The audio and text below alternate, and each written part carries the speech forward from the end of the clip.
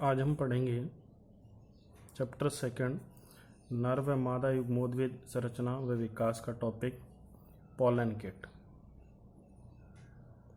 Pollen kit क्या होता है? हमने पढ़ा था कि जो पुष्प होता है उस पुष्प का नर जननांग पुंमंग होता है। पुंमंग की एक लग इकाई को पुंकेसर कहते हैं। पुंकेसर का एक भाग होता है पराकोश। पराकोश में लघु बीजाणुधानी पाई जाती है। लघु बीजाणुधानी, इस लघु बीजाणुधानी की संरचना का एक भाग होता है टैपिटम।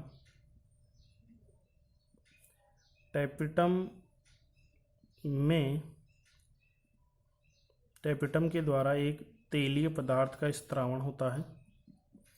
टैपिटम के द्वारा एक तेलीय पदार्थ का स्त्रावण होता है। ये तेलीय पदार्थ पराकण के चारों ओर जाकर पराकण को चारों ओर से आवरित कर लेता है।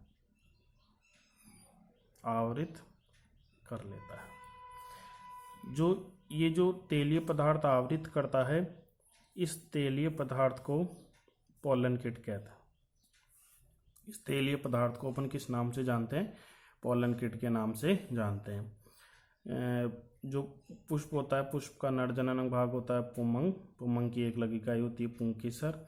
पुंकेसर के अंदर परागकोश होता है। परागकोश के अंदर लघु बीजाणुधानी होती है। लघु बीजाणुधानी की संरचना में टैपिटम होता है।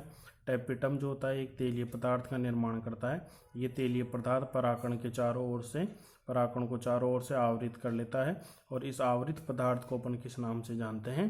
पॉलन किट के नाम से जाना जाता है। इसका निर्माण किसके द्वारा होता है? इसका निर्माण होता है टैपिटम के द्वारा।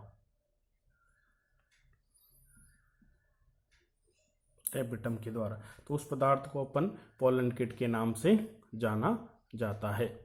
नेक्स्ट टॉपिक पॉलन किट के कार्य। पॉलन किट के कार्य। पहला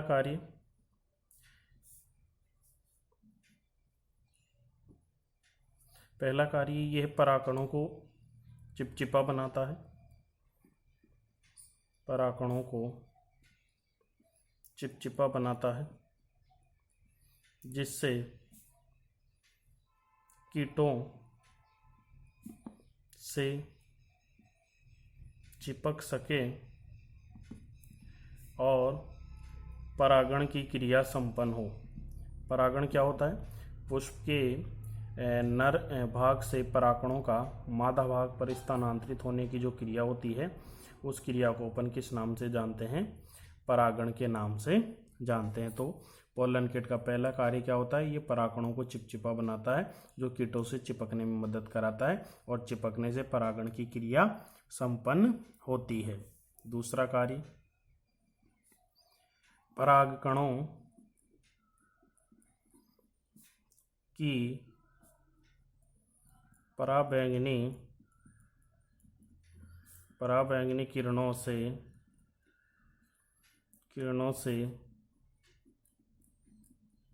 सुरक्षा करता है। सूर्य से पराबैंगनी अल्ट्रावायलेट रेज आती हैं, पराबैंगनी किरणें आती हैं। उन पराबैंगनी किरणें जब पराकण पे गिरती है तो उसको पराकण क्षतिग्रस्त हो सकता है या नष्ट हो सकता है। तो उससे सुरक्षा प्रदान करने के लिए ये पॉलन किट की जो तेलीय परत होती है वो कार्य करती है। तीसरा, यह कीटों को आकर्षित करता है। यह कीटों को आकर्षित करता है।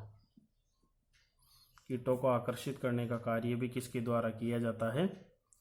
इस पॉलन किट के द्वारा किया जाता है, जिसका निर्माण टैपिटम करती है और ये पराकण के चारों ओर तेलीय परत के रूप में पाया जाता है जो कि पराकण को चिपचिपा बनाता है जिससे कीट इससे चिपक सके और परागण की क्रिया संपन्न हो सके और दूसरा कार्य पराबैंगनी किरणों से सुरक्षा कराता है और ये कीटों को आकर्षित करने का कार्य करता है। नेक्स्ट टॉपिक थर्ड, पराग एलर्जी।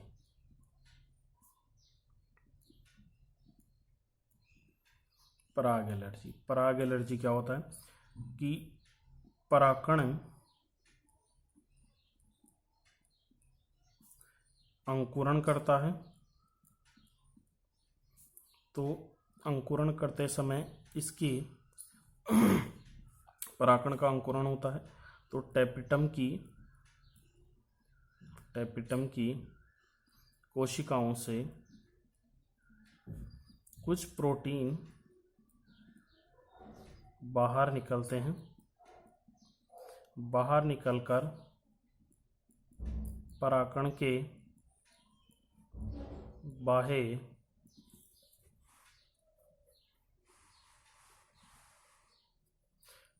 बाह्य चोल में भर जाते हैं, परागकण के बाह्य चोल में भर जाते हैं। और जब परागकण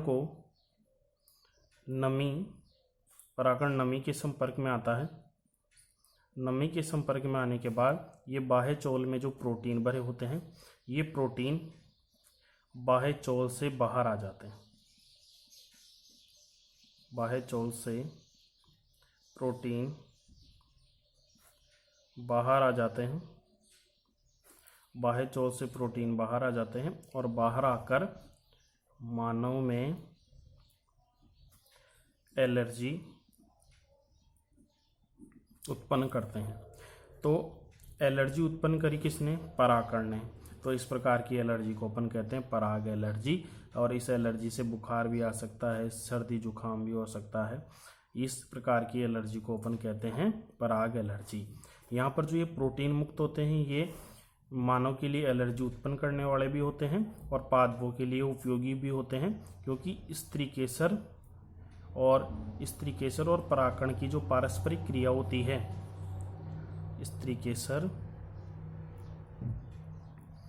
स्त्रीकेसर और परागकण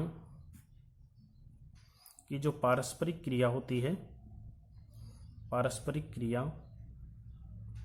उस पारस्परिक क्रिया में भूमिका निभाने में मदद करते हैं। तो ये नुकसानदायक भी होते हैं। जो परागकण के बाह्य चोल में जो प्रोटीन बनते हैं या भरे होते हैं, जिसका निर्माण कौन करती है? टेपिटम। एक तो परागकण का जब अंकुरण होता है तब बनते हैं प्रोटीन, और एक टेपिटम की कोशिकाएं जो प्रोटीन बनाती हैं वो परागकण के बाह्य चोल में बढ़ जाते हैं। बाह्य चोल में बढ़ जाने के बाद जब परागकण नमी के संपर्क में आता है तो बाह्य चोल से प्रोटीन बाहर निकलते हैं और बाहर निकलकर एलर्जी उत्पन्न करते हैं। ये जो प्रोटीन होते हैं, ये नुकसानदायक प्रभाव हो गया इसका, नुकसानदायक प्रभाव। और ये लाभदायक प्रभाव हो गया कि अगर ये प्रोटीन अगर बाहर नहीं निकले तो स्त्रीकेसर और परागकण की पारस्परिक क्रिया एक दूसरे को पहचान नहीं पाएंगे। तो इस प्रकार की एलर्जी को अपन बोलते हैं पराग एलर्जी, क्योंकि ये एलर्जी किसके कारण उत्पन्न हुई है? परागकणों के कारण उत्पन्न हुई है। इस कारण इसको अपन बोलते हैं पराग एलर्जी।